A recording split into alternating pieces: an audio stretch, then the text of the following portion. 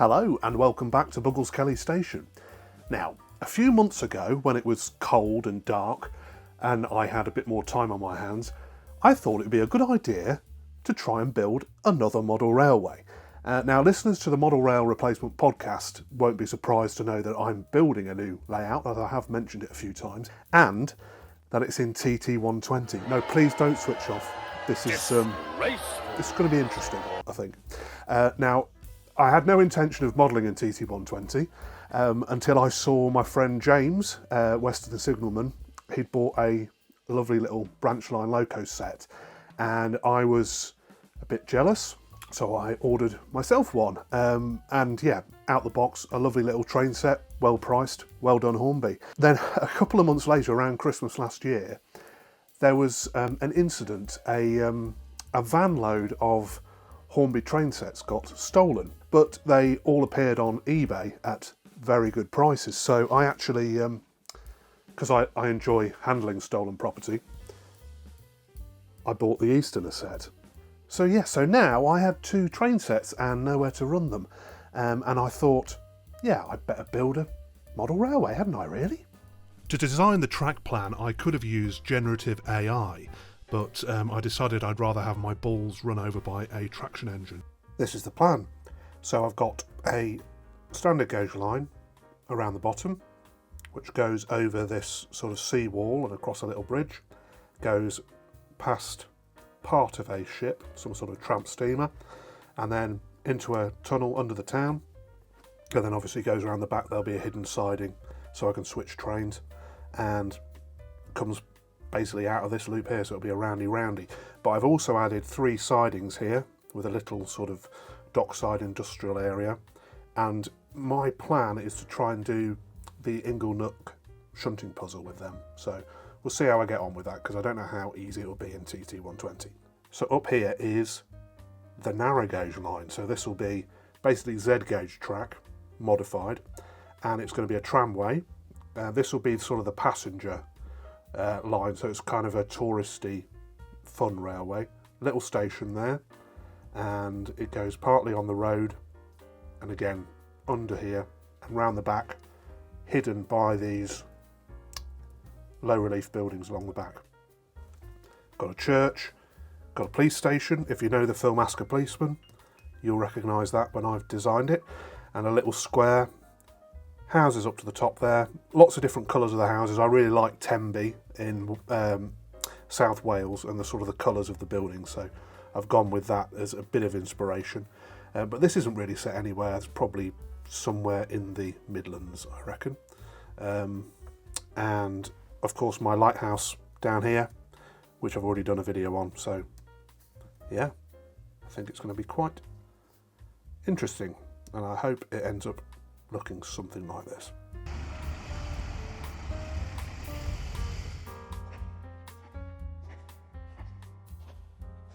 Would Mr. Williamson please come to the front desk? The police are here to speak to you. Mr. Williamson, thank you.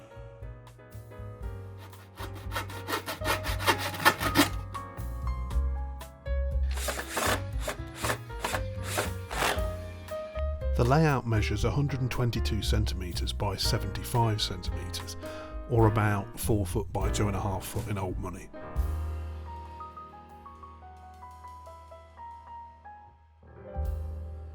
So I never really show you this part of my office. This is my PC setup, where I do all of my design work, all the editing, pretty much everything to do with the business that's not physically model making.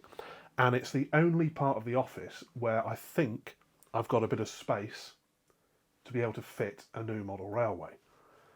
So I'm going to design some legs and supports to be able to lift it up above the monitors. I want to make sure that it's high enough that I don't smack my head on it all the time. But yeah, it should give a nice permanent home for the layout, because there's nowhere else in here for it to go, unfortunately. The table that I'm building it on is used for packing and pretty much anything else. So yeah, that's the plan.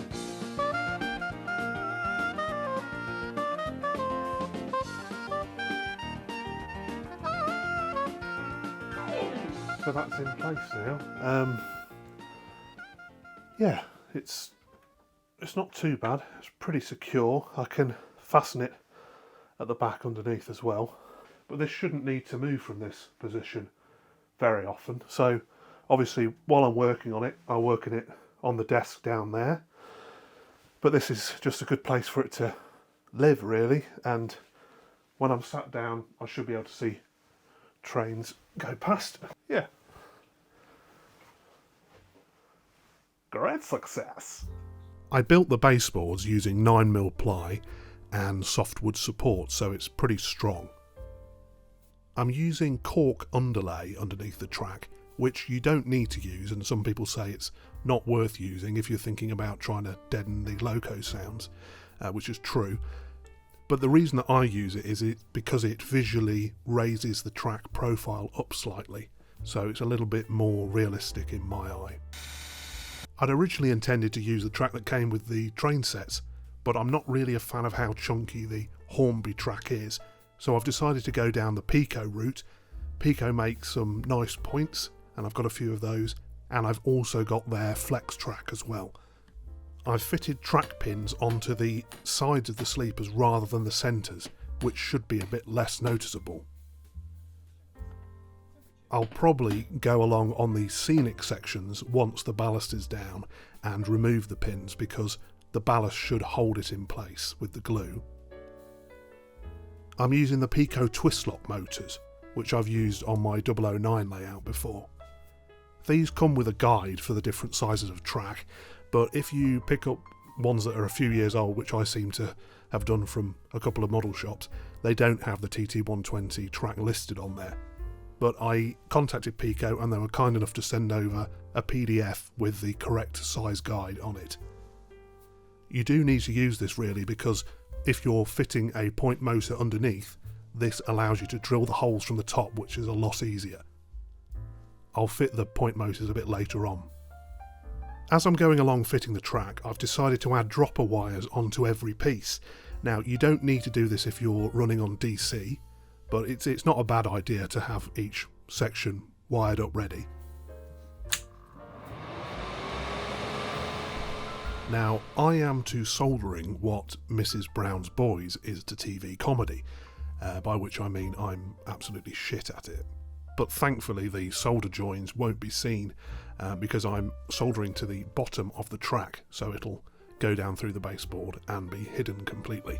I've actually decided to use TT120 as an excuse to get into DCC, which is completely new to me. I've had to ask a lot of advice from friends who model in DCC, but the bargain Easterner set that I got is DCC fitted, so it seemed a good excuse to go down that route.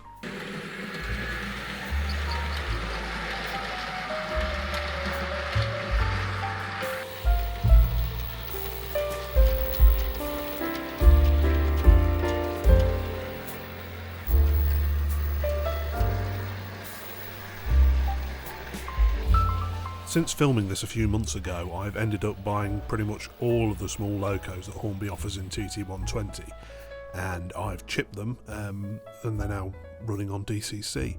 So I've got a nice collection, including the little Terrier Stepney, I had to get Stepney, the J50 and a Class 08 diesel. I'm running everything using the NCE power cab, which is what a few people, especially my friend Little Sam at Emperor's Path, he recommended that, and I'm getting on fine with it.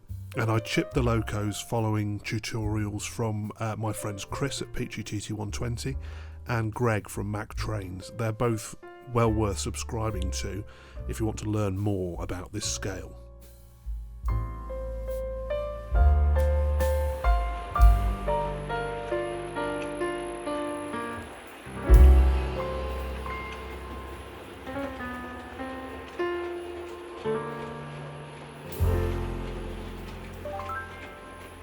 Well, it's now June, as you can probably tell from the fact I've had a haircut, and I've got trains running, which is a plus, I think, considering how slow I generally work. I've not got all the track down yet. I've basically been buying locos and chipping them and having fun with it, really, because this is supposed to be the fun hobby side of things. So I want to enjoy this build and take my time on it. But I will be doing more. If you want to watch what happens next with this, please do subscribe. I can't promise the next episode next week or even next month, but it will come along. And I think what I want to do after I've got the track down and the point motors and that sort of thing is move on to the narrow gauge section, because it's just stopped. So the narrow gauge part is something that I've never seen done on a British TT120 layout before. So there's a couple of European ones out there, but yeah, could be interesting, because I've got a few ideas. It'll involve a bit of 3D printing, of course, and scratch building, and using some things that are already readily available in Z gauge. But yeah, that could be good fun.